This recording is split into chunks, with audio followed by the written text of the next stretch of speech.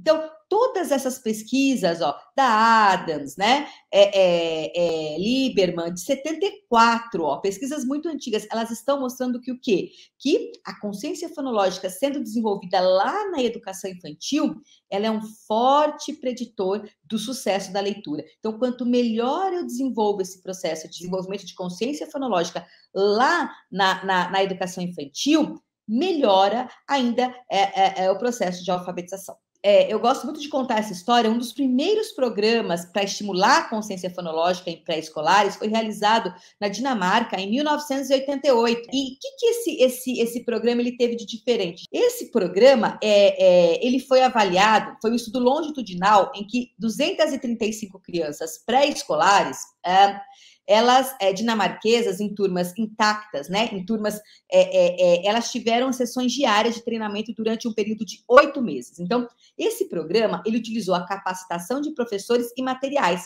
Então, lá em 88, na Dinamarca, e por que Dinamarca? Né? Na Dinamarca, eles têm como pré-requisito, eles não alfabetizam na educação infantil.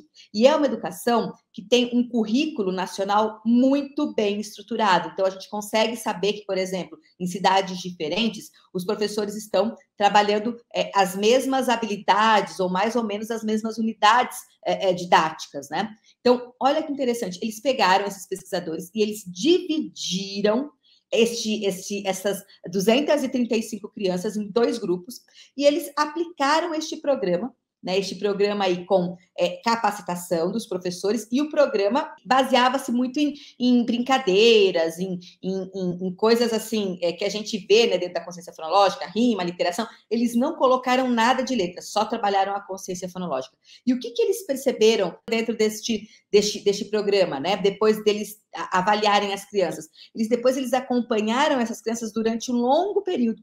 E eles perceberam que as crianças que foram estimuladas, elas se alfabetizaram melhor, mais rápido, de forma mais efetiva, elas tinham menos problemas ortográficos, tá?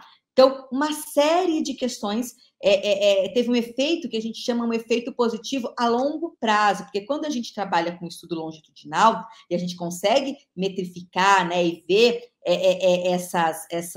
esses resultados a longo prazo, mostra que realmente é algo relevante, é algo muito importante. Olha que interessante isso, né? E olha, gente, é uma pesquisa de 88, a Pamela escreveu lá 34 anos. Olha o quanto que nós estamos atrasados. E aí, o que a Luciana fez? A Luciana amou tanto esse estudo que eu, juntamente com a minha orientadora, né, doutora Alessandra Seabra, e um grupo também lá do Mackenzie, nós resolvemos replicar este estudo, né?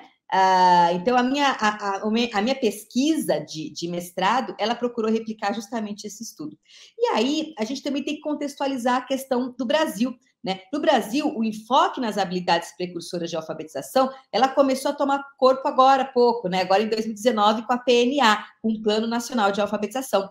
Então, agora, depois de 34 anos, mas pelo menos antes tarde do que nunca, né, gente? Graças a Deus, né? Antes tarde do que nunca. Então, agora, né, as políticas públicas, elas estão olhando muito para essa questão da consciência fonológica. E olha que importante isso dentro do nosso contexto.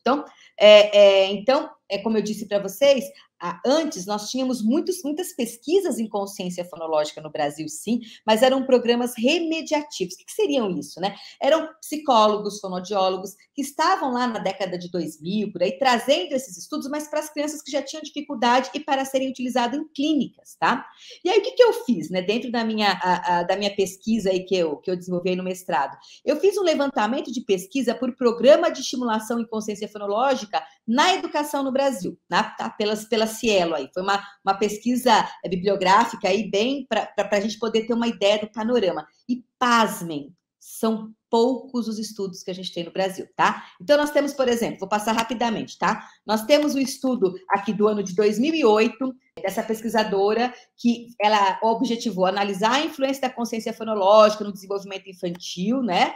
E o programa, aqui no caso, o que aconteceu? Ele tinha o programa, tem o grupo experimental, o grupo controle, tinha testes, mas aqui no caso, a gente não tinha o quê? A gente não tinha o professor fazendo a estimulação. Tá? Então, se eu não me engano, são 7 pesquisas que eu encontrei que trabalham com ciência fonológica e educação infantil. E dentre essas 7 pesquisas, nenhuma o professor, ele sozinho, recebeu a capacitação e fez a estimulação das crianças com o grupo controle e o grupo experimental. Tá? Então, quando eu olhei todas essas pesquisas, e aqui nós temos uma outra pesquisa, ó, falando sobre a pesquisa da Pestum, né, que avalia os programas de consciência fonológica sobre a escrita.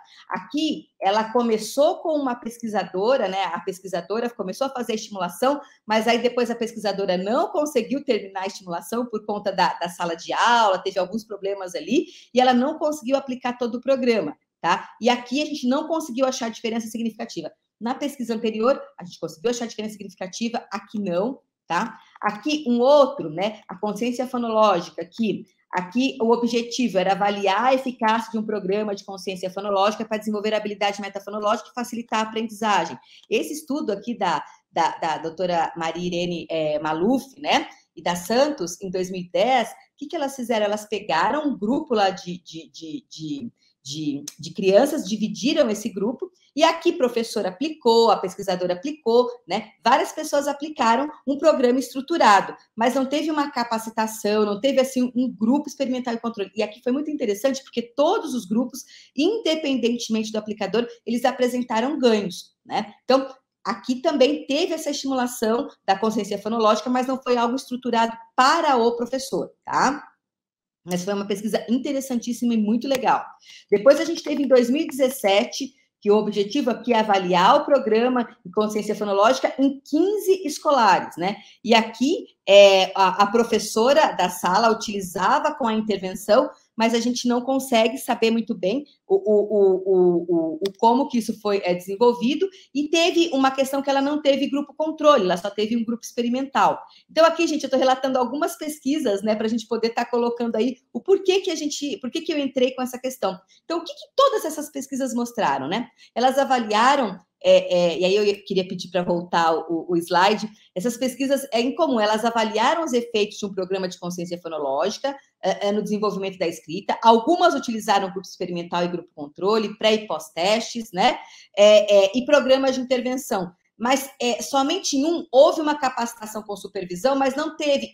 Quando tinha o grupo experimental e controle, faltava um, né? Então, sempre faltava alguma coisa. Então, elas mostraram, e é muito interessante, todas essas pesquisas, elas mostraram a importância da capacitação dos professores sobre consciência fonológica na educação infantil, para que esta habilidade, ela precisa ser incorporada na prática pedagógica. Então, independentemente, todos eles, alguns deram resultado positivo, outros não, mas todos eles mostraram a importância do professor se apropriar deste conhecimento e tornar a consciência fonológica como parte da sua prática pedagógica ali, principalmente na questão ali dos pré-requisitos, né, dos precursores de alfabetização.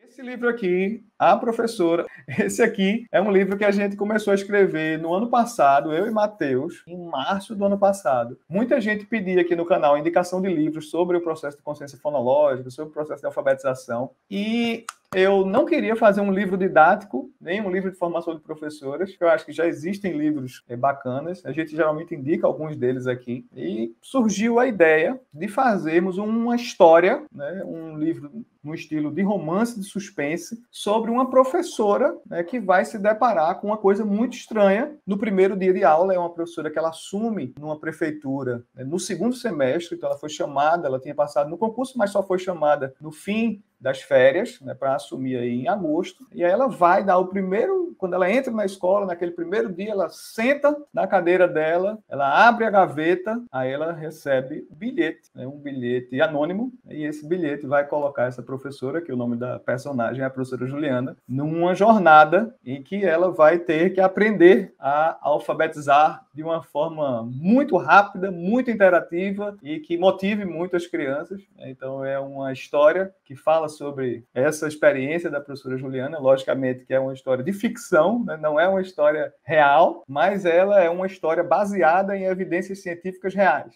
né, que é bem interessante aí para as professoras da educação infantil, primeiro e segundo ano, mas quem tem curiosidade, quer trabalhar também mais a questão da leitura de palavras e um pouco da fluência também nas séries posteriores, né, se seus alunos do terceiro, do quarto ano ainda estão com dificuldade, e muitas realmente ainda estão, infelizmente, por conta da pandemia, talvez o livro também possa ser interessante para você.